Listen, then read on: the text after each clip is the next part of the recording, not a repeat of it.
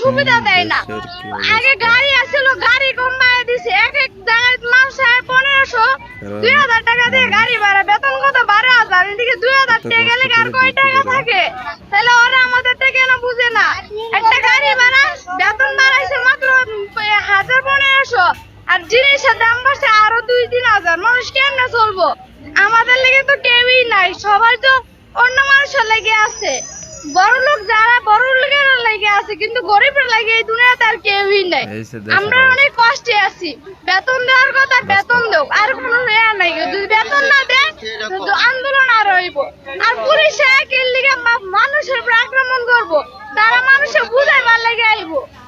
তারা মানুষের কে লিগে আক্রমণ করবো, তাদেরকে আনছে মানুষের আক্রমণ করার লাগিয়া। এই যে 5-6 জনের মধ্যে যে আক্রমণ হয়েছে, দুঃখ পাইছে, ওরা কি আর কাজ করে খাইতে পারবো?